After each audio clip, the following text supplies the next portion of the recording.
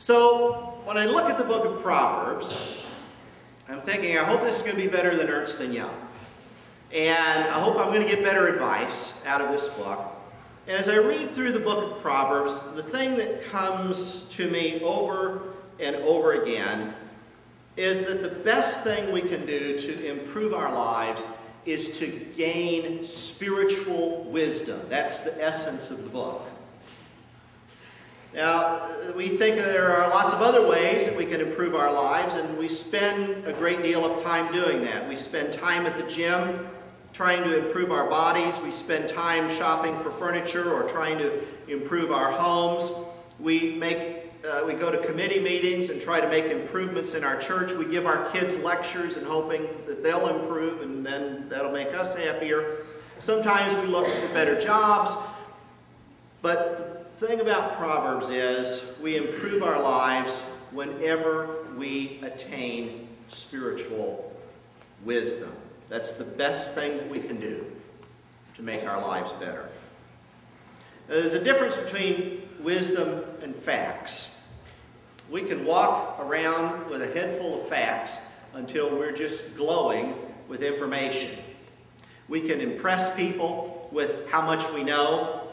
We can string things. We can win every Trivial Pursuit game that we've ever played. But the book of Proverbs is not so much interested in filling our head with facts as it is helping us sort through everything and coming up with just the right question. I think part of the problem that I had with the guy at Ernst & Young is that I was asking the wrong questions. And he very definitely was asking me the wrong questions. The book of Proverbs teaches us how to ask the right questions. When we ask the right questions, somehow our minds open up. We gain insight. We gain understanding. We gain energy. We gain confidence when we ask the right question.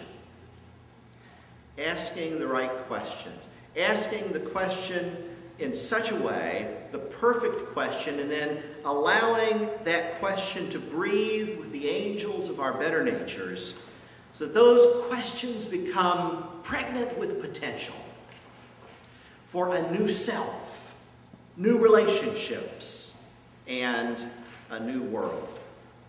Asking the right question.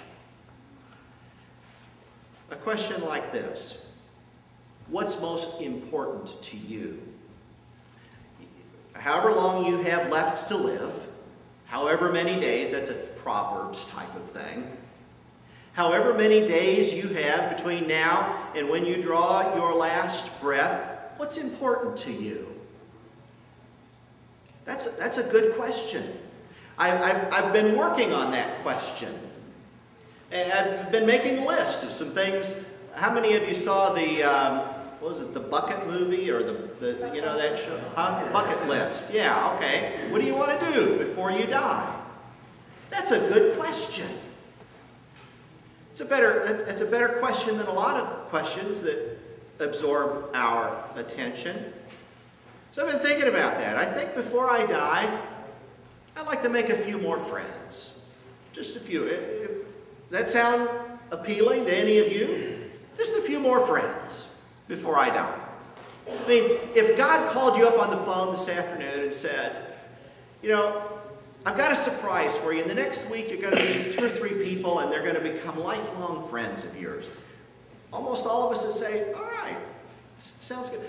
The fact is, there are some of us who don't really have any good friends. So that's a good thing. Just a few more friends.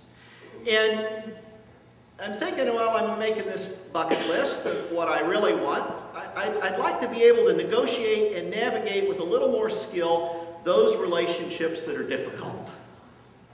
Any of you know somebody who's difficult to get along with? I just would like to have a little more skill to negotiate and navigate my way through some of those relationships. I'd like to be able to talk back and forth with God a little bit. Now, that might creep some people out, I guess, but I just like to have, once in a while, some just back and forth conversations with God. I'd like to tell God a few things. Honestly, there are times I'm arrogant enough to think I could run things a little better than God, you know, cut down on the tsunamis, that sort of stuff. And I'd like to really be able to listen to God, because sometimes I think I know what God is telling me, but I'd like to hear it direct, to be sure that I've got it right. And I'd like to be able to talk to God because I know that God is working on some things in this world, and I'd like to be able to join up with one of those projects and help out.